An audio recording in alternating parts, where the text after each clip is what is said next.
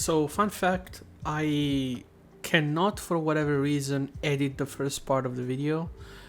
Originally, the K-pop review of last week should have came out last week, but when I put myself to actually edit it, it didn't come out. So the first part, which includes a lot of songs that came out towards the middle of July, were not there. So I decided to include it with the third week of July and put it all in a video. Now, certain things are gonna miss, as I always say, but I don't want to waste so much time. It's almost 5 a.m. and it's definitely not fun to go through your files for the first time and they tell you you just cannot edit them. They are corrupt or whatever. I have no idea why. So I'll just have to reshoot it. And let's get right into it.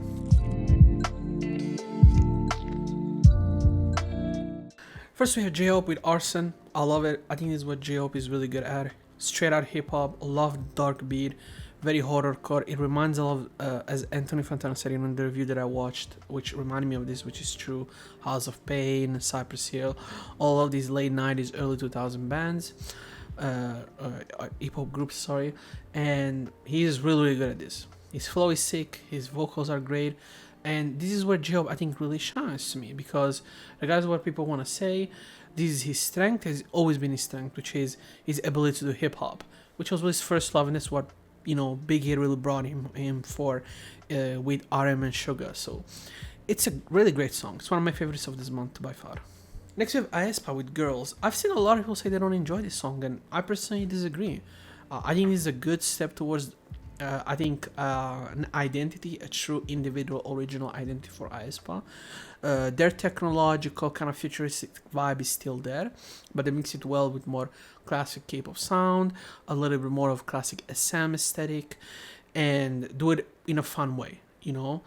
And while they keep the classic, chorus that they're trying to do after Next Level, you know, and recreate kind of that success, they're trying to branch out a little bit and artistically try something a little different, always in their own space, right? Which I think it's good. Production, I like it. It's somewhat eclectic, like all other productions, but I find this one to be a little bit more coherent. Again, I think if you're a fan of aespa, you might not like this, but honestly, I think this is a pretty good song, and you know, at least for me, it's the first single that I really, really like, because Next Level was fine, but I wasn't a fan of it, and this one I definitely enjoy more. So for me, it's good. Next we have You Are You with Starlit. Now, I think I reviewed the You Are You song like a couple of months ago. This is a little bit better than the last one that I've heard, but still it feels like it's mixed in a weird way. The vocals are not the best, but it's definitely an improvement from them. I think it's one of these songs there's not really much to say, because unfortunately there isn't really much to say, but it's not a bad song by any means. Is it a great song? No. I think it's just a fine 5 out of 10, you know. Nothing to praise, nothing to really criticize, in my opinion. Next we have Chungha with Sparklights, if I remember correctly. Starlights, I don't remember. Sparkling. With Sparkling. Yeah, it's, I think, pretty good. You know, Chungha again reminded everybody why she's one of the best solo artists in Korea. And again, she has evolved. I mean, if you listen to Roller Coaster till now, you can see an evolution. But as I say every time, there's a connection, right? You can see it feels like it's a real and honest and genuine evolution. It's just not, let's just trend chase what's popular now. I love the sound. I love kind of the throwback aesthetic that's been popular in K-pop last year, specifically in 2022. I would say partially late 2021, but definitely in 2022, it's everywhere. You can hear it in every genre. Great vocals. I really enjoy the chorus. It's a great song, like every Chungha single, really. Next we have One Chu with Oasis. I've never heard of this group, I'm pretty sure. It's a fine summer song, really. Again, similar to that song by You. Nothing really incredibly positive to say, nothing incredibly negative to say. The chorus is very generic. The vocals are very generic. The aesthetic as a whole is very generic, but it's not a bad track. It's just very boring, and if you've been in K-pop long enough, like even if you've just been in K-pop like a year or two, you've heard these sounds at least probably 30-50 times, you know. So that's the only real negative, if you want to call it, of this song, in my opinion. Next we have one of my most hyped unit debuts in the probably should have even happened like 6 years ago, which is Aping's Chobom, which is Chorong and Bomi, with Copycat. And this song is amazing. It's a great song. I love the concept that for every different section of the song, there's a different section of production, of style, of music. And the song is super good. The chorus is hyper catchy. The lyrics are very memorable. I think they kind of stick in your head. Even when you read them, they actually make a lot of sense. The video idea is super sick. I think the video complements the music really, really well.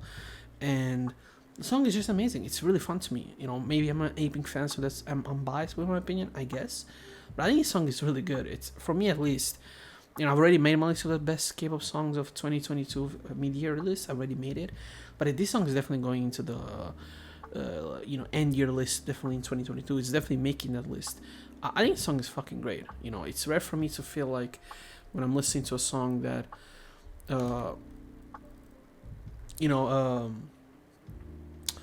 it's this good. And when you hear it, I think it's a good sign. I think it's a good sign for the group. Everything feels healthy. Like, Aping to me has been one of the healthiest groups since existence, right? Like, it's a group that existed for so long. The way they debut groups, they change style. It doesn't seem forced. They're not trend chasing, and yet they've kept their popularity pretty much the same, which is heavily impressive. Even through scandals and stuff like that, they've always kept it composed and very professional. I think the best thing that could have happened to Aping and AQ, which was their company at the time, is divide themselves from Cube Entertainment because they never got bought. So they went independent, and going independent was the best thing that happened to them and to every other group they debuted since then. So great song. One of my favorites of the month, one of my favorites of the year, really. I can't wait to listen to this song more and more and more. Next with J Park, we need to know, hey, Chris Brown is back with a little bit more of a classic hip-hop flavor here. He's definitely going a little bit to more of his early style when he created AOMG. So I think AOMG in 2016, if I'm not maybe I'm wrong. I could check, actually. Where could I check? Maybe here. AOMG was created, I don't know, in 2013, yeah, but early, like J Park, and even after that, like a lot of these very like classic R&B pop, you know, style that he really enjoys. It's a fine song. Again, I've always said this is not what I like about J Park as an artist. I always prefer the other concepts, other sounds from him. So I can't even act like, you know, I love it or anything like that, but it's not bad. He definitely has done better, but I'm not gonna sit here and argue like this is a bad song, because I don't think it is. Next we have Super Junior with Mango, and unfortunately I'm not a fan of this song. You know, I've heard this song 4, 5, 6 times, and I remember thinking to myself, I'm like, there's something missing. First of all, I just don't feel the vocals really fit the different sections, but production-wise it feels a little bit weird, a little bit empty. You know, like normally Super Junior, this type of songs, they're doing very well. Even recently had a comeback. I can't think of its name right now, but I thought it was good. Like this one, it's definitely worse than the other one, and I just can't enjoy it. I think there's something weird in the way the song was mixed. I just don't enjoy it as much as other tracks, and I don't know, there's a weird feeling about when I listen to this song. There's something that doesn't make me enjoy it, and I think mainly it's the vocals, and I don't know why, because they have some really good singers. Unfortunately, I just don't like it. Won Ji-yeon with Delicious. I hate this song. This song's fucking terrible. The production, the way he sounds, the auto-tune, the lyrics, the chorus, everything about the song I think is trash. One of the worst songs of the year. Like, I normally don't really make worst songs of it because I think it's kind of useless in K-pop. But this is one of the worst K-pop songs I've heard in months. Really, like it's that bad. Like normally it doesn't, you know, even if you hear a bad song, it's not like a terrible song. So when it happens like this, it sticks to my mind. And it do. It's very easy, I think, to become dismissive of what they do and what their company's been able to do. But they're a great group and they're gonna be around forever. I just love Twice. This song is great. I forgot I said it. The song is good. I enjoy it a lot.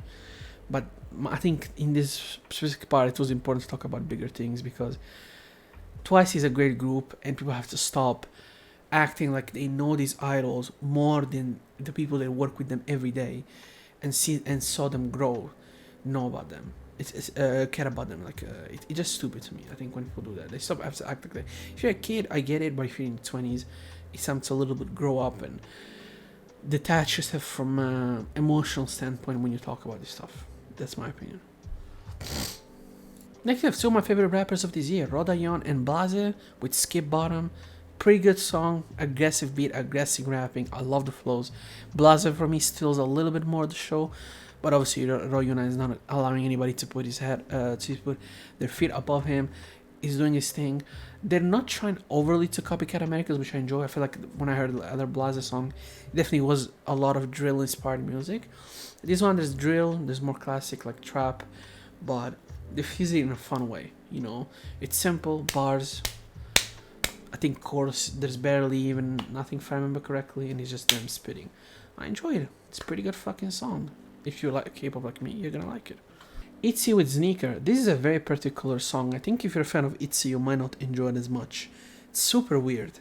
The way the song is structured, the cadences of the way they sing, the chorus, the production, the vocals, the rapping section, everything feels so unique and kind of like even weird for a group like ITZY, you know. It doesn't feel like when I listen to this, I'm listening to an ITZY song. Even the music video, like, remove the concept of special effects. It doesn't really look like it. It reminds me a lot of like an early Red Velvet, like when they were doing the Red concept. It reminds me of these type of videos, even partially twice. So it's nice to see them do something a little bit different. It's fun. Is it a great song? No, but I applaud the attempt. I think a lot of people are gonna enjoy it. If you're into more quirky K-pop music, I think you can enjoy this a lot. Personally, I don't think it's bad, but good change of pace from them instead of making the same thing, because I thought Mafia in the Morning was bad. I honestly thought that song was really bad. Not because I'm Italian, I'm offended by that, like some retards were saying on Twitter. I don't care about that. But definitely what I was offended by was that shitty ass chorus and shitty ass song. That thing really offended me, but not the concept. No Italian really takes that stuff seriously. Italians in general don't take things like that too hard. But the song is quality. I think if you're a fan of ITZY, you could be a little bit weirded out about it, you know, and be like, you know, it's not really my thing, and kind of be like shocked. So approach it with a different mindset. I think that would be good for you.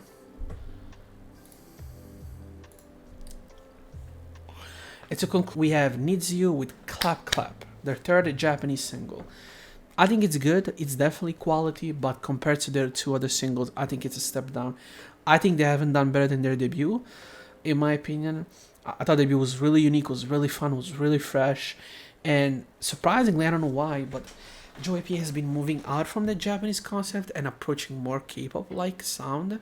So the Japanese song, I definitely don't get it, because Nitsu's early on popularity was because of the fact that they were a true J-pop group. These elements are slowly but surely disappearing, even in the music videos, the aesthetics, the way the girls dress. I don't understand this change at all. I mean, the numbers are still there. We're talking about 15, 20 million views, but the first song has 100 plus million, right? So definitely something has been missing there, I think, for the Japanese audience. And maybe he thinks he can get more K-pop fans in it. I just don't think you can, because K-pop fans want to hear people talking Korean. I've seen this multiple times, and it's true. Most K-pop fans want to hear the group singing Korean. It's as simple as that, right? It's the same reason why anime fans want to watch animation in Japanese and not in their dubbed, because they think it's important, right? Not everybody thinks that, but a good section thinks of that. I think it's the same thing in K-pop. The song is fine, it's enjoyable, but if I was to meet JYP tomorrow and I was like somebody like what do you call it, like a counselor, telling, listen, getting back to the classic J-pop style, because that's what they do really good, and that's what made them really popular in Japan. You know, like if I have to compare them to J-pop groups like Sakurazaka, Nogizaka, Hinatazaka, for example, like Bish, you know, like even Lyrical School, like some of these ones that I still I'm learning something. I don't think they've had a better year than any of them. Like I was saying before, my video kind of got fucked up. Like, I don't think they had a better year than Sakurazaka or Kiyakizaka, but it's hard for me to really look at it and be like, their hair was outstanding. And they have all the money, they have 100 times the money these groups have, the reach, the popularity. So keep it at that, learn that thing from SM. SM has Chinese groups. Motherfuckers, they rap in Chinese, they sing in Chinese, they're active in China. Keep it that way. Don't try to just say, oh, the numbers are not doing great now, which I don't know why I would think that, but maybe the company thinks that, and so they change it. I think that's kind of risky, and I don't think it's worth for the identity of the group, which at the end is what matters. This is part of the first section. I finished it, and tomorrow in the morning I'll try to edit, and hopefully, I don't have issues in the editing process, and everything goes well. In the morning tomorrow, I'm gonna actually record the second part. So as you see, it's not the morning. I was supposed to actually edit, but for whatever reason, I couldn't transfer the files from my phone to my computer for like pretty much until later in the afternoon. I have no idea why. But yeah, now we're here and let's get right into it. So hopefully by midnight I have this video out on the internet. And let's start out immediately, I was speaking Italian, immediately with Zico, with Soul Drift. Nice comeback after a couple of years from Zico. Used to be in the military, now he's under hype. A barely promoted song from him, really, and from anybody. I would expect a little bit better promotion from a company like Hype for an artist like Zico, who's a hyper-famous artist in Korea. But Soul Drift is a nice song. It's quiet. It's definitely more laid back and low back than maybe you expect, but the chorus is fun. Is it one of my favorite Zico songs? Personally, not really. But I think it's a quality track from an artist that has been really, really good for years and years and years. But after the military, he has to find his groove back, and Zoe will surely go back to where he was. I'm curious to see what he's gonna do in that Hype. I thought selling KOZ immediately wasn't a good idea, because he would have had more creative choices and freedom to do whatever he wanted. But money is money, and when they come at you with really good money like this, how are you gonna say no? Next up, 17 with World. I think it's a fine song from 17. I've heard better stuff from them this year, all around. It's a little bit different from what they do, but if you ask me, it doesn't necessarily feel like it's them. But I think it's a fun, different type of music to make from them. It's weird to me because when I listen to this song, it's like you could have just kept doing whatever you were doing. You were really good at it. But at the same time, I get it. You've been doing the same thing for a long time. You might want to change and try different things. I think it's fine. Personally, not the biggest fan of it, but it's definitely a quality track. 17 is not one of these groups that is going to release a bad single. They're just not able to do so. And then other artists that I feel the same way about is Yolin with No Thanks. It's a quality track. It's enjoyable. Definitely something a little bit different. But it's a summer song. It's funny. It's groovy. It's cocky. It's arrogant. It's Yolin in a nutshell.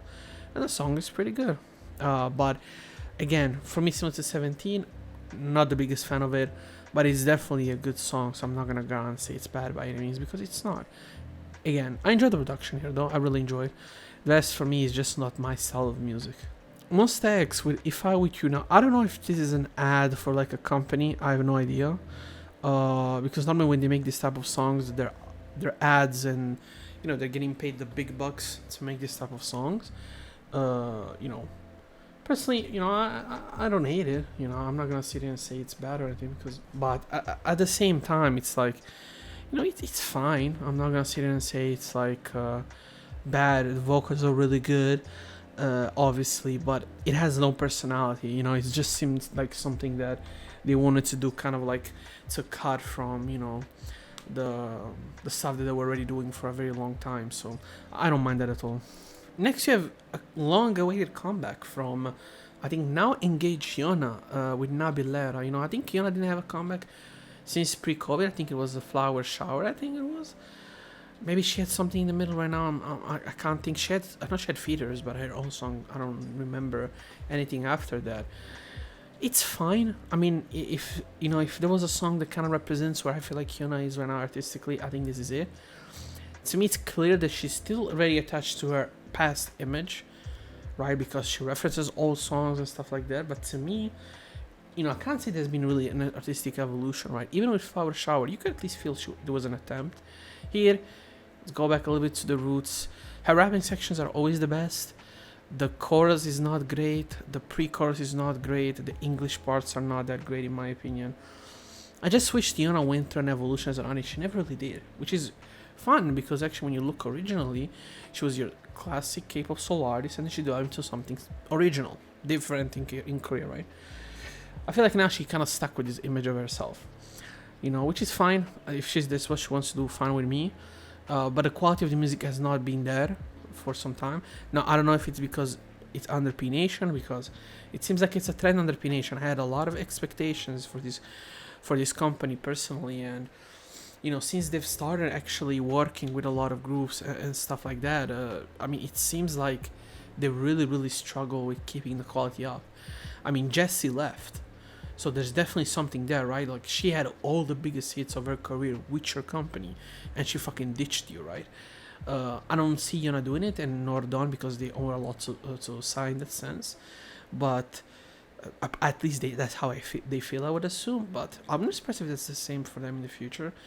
Again, is it a great song? No, but is it a bad song? No, but I just think it's so mediocre, specifically from an artist like Kiona, which I've expected always the best, and she hasn't been giving me the best lately. Now we have Kawaguchi Yurina, ex Girls Planet 999 member with Look at Me. It's a good song. This is the Korean version. It's a good song, in my opinion. Now, I haven't watched the show yet. I still have to watch it because I watched, like, I knew what was happening really, but I didn't watch it because I just don't care. But I have to. I know weird shit happened with the voting, okay? Because as far as I remember, people were saying that some Chinese member, Japanese member was in the top 11, and all of a sudden, from one week to another, they all became Korean for the most part, right? Which is very fishy, classic Mnetty shit. Like, even Korean netizens could not deny this. Like, they were like, wait, where are the other Japanese and Chinese members? And if I remember correctly, she was one of the really popular ones. And she didn't debut in Kepler, right? Now, if that's the case, maybe that's the case, I don't remember. Maybe I'm confusing with another Japanese member. But regardless of that, the song is solid. I think her vocal performance is really good here. Normally Japanese idols can be a little bit weak on the vocal side, but I think she's pretty good at it. And the song is very enjoyable, classic. I think K-pop and J-pop infusion, they've done in a very solid way, in a pretty way, in my opinion. Next we have Enhypen with Paradox Invasion. They've recently dropped some sort of like a hip-hop / R&B project, kind of like reminiscing of early BTS. And I thought it was a good project, and this song is fine. It's definitely one of the better cuts on the album. It's not the best, but it's definitely one of the better cuts. And I really like the chorus. The chorus is it's really hard. I don't think there's really more to say because Enhypen has always been around this style. It's not like they've done something completely shocking and different. And you're like, how is it possible? Like, if you've heard an Enhypen song in the past, you probably have heard all of them, unfortunately. It's not a great thing to say, but I think, as I've said multiple times, for young K-pop groups, what matters is stability. It's not necessarily you have to give me 30 concepts in 2 years. I don't care about that. Give me stability, give me consistent quality, and Enhypen does that, so no complaints there. New Jeans with Attention. This was such a weird debut from in my opinion. They've obviously done it to kind of move away from the Seraphim in terms of right now, like, focus, because they've recently announced that I forgot her name. The girl that just got kicked, she was in trouble. I can't remember her name right now, but she got removed from the group, which was surprising because I'm like, you kept her for 3-4 months just to remove her. Very, very weird hype. But maybe they were setting in terms of money, because she had contracts and stuff like this, so probably they were just setting money wise like that. I have no idea, but regardless of that, the song is good. It's definitely different.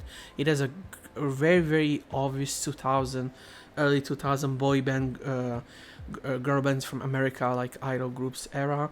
There's an interesting style, interesting production, but there's no promotion behind it, so it's not like the song is super popular in any way. In fact, I've heard nobody talk about it.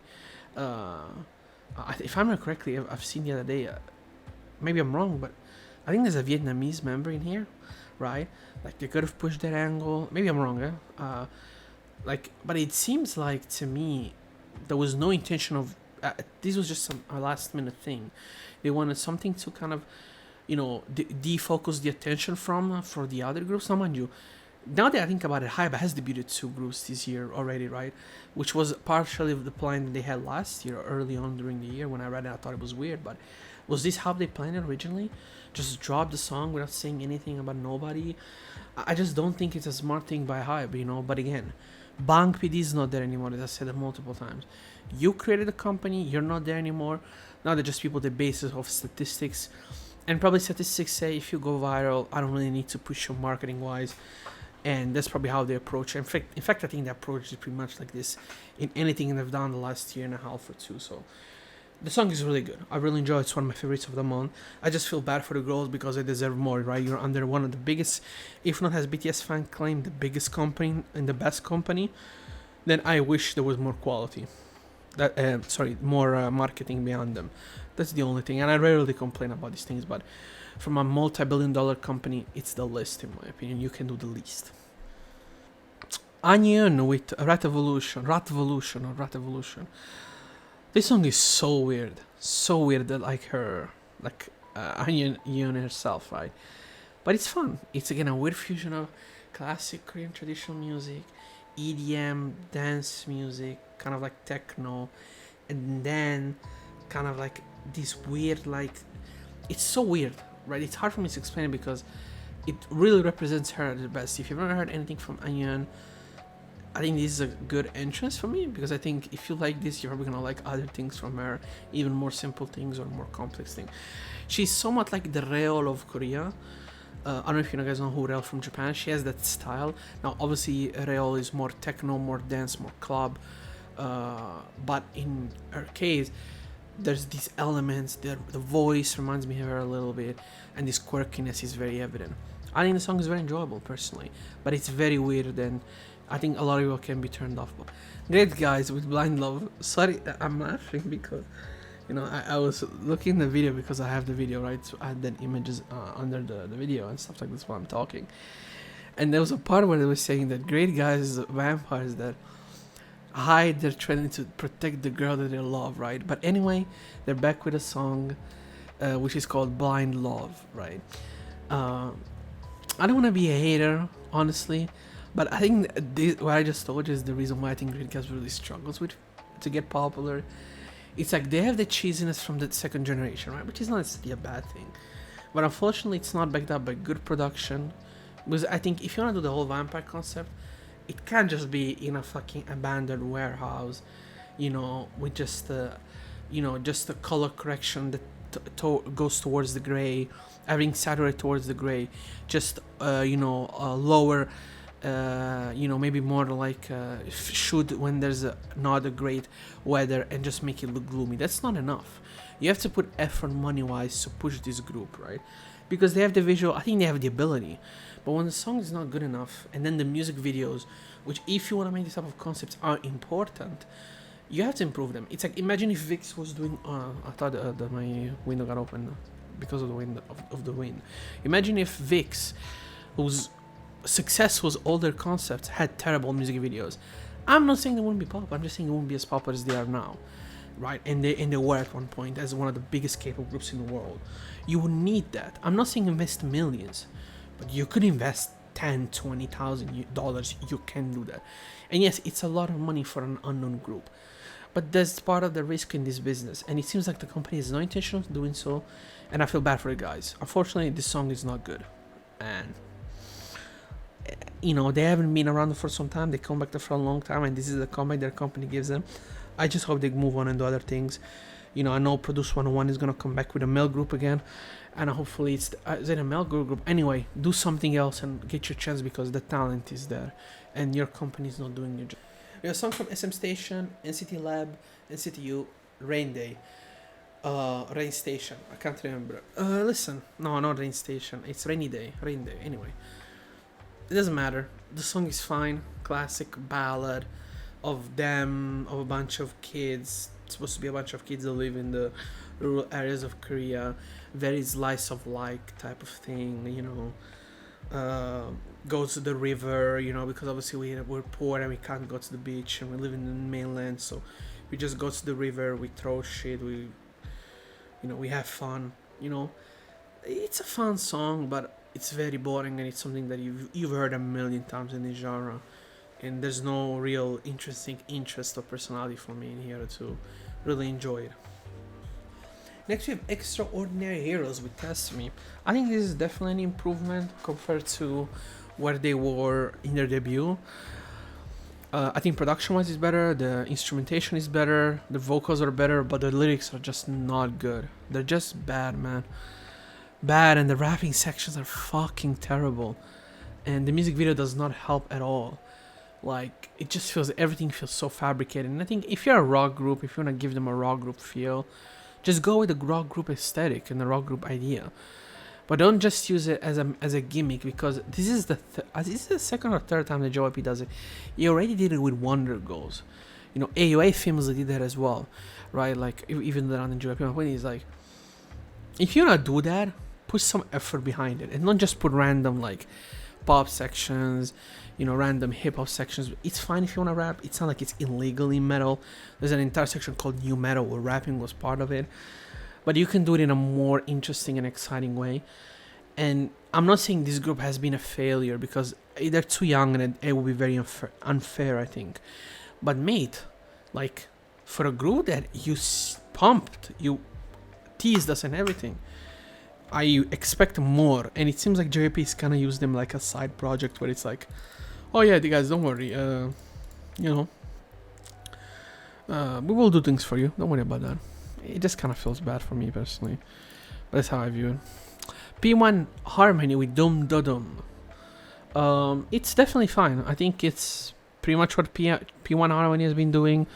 It's a good, aggressive track with a very cool chorus, in my opinion. I mean, is there more to say, really? Yeah, I don't think so. It's just a good song. You know, it's just a good P1 Harmony song. If you've heard this, you heard another 100. But it's definitely quality. And I enjoy the rapping sections here more than I think most other groups I've heard this month, definitely. Stacey with Beautiful Monster. I think it's good. I think it's particular. This fusion of kind of like a slower jam into then this very like, you know, more upbeat, definitely faster paced chorus, interesting pre-chorus. It's definitely different. I think it takes a lot of balls. As I said, respect from the company to really do that. And it seems that fans are also enjoying it, because I don't know what number it was, but it has 30 million views. I mean, Stacey at this point is they're a very stable group. They've been for the last 2 years. So this is their second year and a half, whatever it was. Yeah. Did they be in 2020 and 2021? I think they were in 2021. Doesn't fucking matter. The song is really, I think it's pretty good, honestly. I really enjoyed. I think it's a nice change of pace, and I think it's daring to do something like this in the summer, when they could have just released your Red Flavors of the World, or you know, your Holidays for Girls' Generation, or Summer Island by Winner. This type of song, they went with something a little bit different, a little bit more daring, and as I say, it's always commendable in K-pop when you at least try stuff. Blitzers with Hit the Bass. I feel like everything but the chorus in it and the pre-chorus is actually, and the bridge is actually solid, so the verses are good. I like how aggressive it is in the bass. The bass is actually present in the chorus, but then in the chorus, in the verses, I mean, then in the chorus, it's your classic drop that's been heard a billion times in this genre. You know, I've heard it a billion times. Just change it up a little bit, man. You know, you're so fucking close to make a great song, but the song is decent. I just think the chorus is so boring, man. Just doesn't want to make me hear the song. I just don't want to hear the song like that many times because of that chorus. Like, even though I really enjoy the verses. Astra with You and Divers. I have no idea what the fuck this is. It's a minute. It's a ballad. It's grand. It's orchestral. It's big. It's spacey. It's fine. It's really fine. I have no idea why they're doing this, but it's fine. Weekly with Love, featuring Kim Iana. Weekly and Kim Iana project. I have no idea who Kim Iana is. But the song is good. It's really enjoyable. The chorus is really fucking cool. Definitely classic K-pop sound. I can't really point it up to other genres as much. You know, if you want more of the classic, 2008, 9, 10 type of sound, you can find in this song a little bit. Definitely the production is very modern though. You know, I'm talking about like the chorus and the way they approach the song from a vocal perspective. It's more of a classic K-pop song in that sense. Very enjoyable. GD, Can't Help Falling in Love with You. It's such a weird remix of this song. I don't know if it's from Elvis. I would assume, because Elvis is in the video. It's a very weird rendition. It's a very weird like video. It's a very weird song, sound, vocals, the way the song is mixed. it's a particular track. I wouldn't particularly say that I'm in love with it. I think it's fine for me personally, but I respect the attempt. And as I always say, GD keeps proving and keeps I mean showing me why and proving me right that he's one of the most interesting artists in Korean history. He'll always try something different. He doesn't give a fuck, in my opinion. So give it a try and judge with your own personal biases and personality.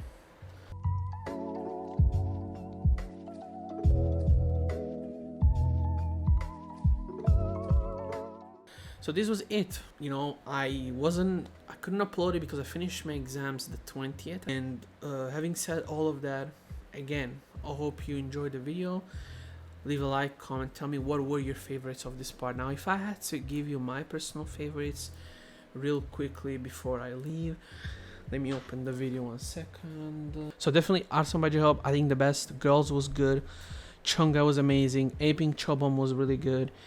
Yor Runa and Blaza with Skip Button was really good. I think New Jeans Attention was really good. Rat Evolution Banya, I personally enjoyed it. I enjoyed how weird it is. So overall, even Beautiful Monsters TC, overall, it was an enjoyable couple of weeks for me. There wasn't a lot of music. I couldn't recuperate some of the albums I wanted to listen from this week because a lot of hip-hop artists that I care about more dropped. But again, tell me what were your favorites of this month so far and what were your least favorites. And see you in a 6 day, wait the last part of July, and hopefully this week I can drop the best and the worst songs of this year so far and the best and worst albums of this year so far. And actually it's gonna be just the best songs of this albums. The worst might come out in August if I really want to, but I don't know if I'm gonna do it. There wasn't a lot of songs this year that I hated. Same thing for albums. I just think there was a lot of mediocre stuff. The video is already too long. See you next time.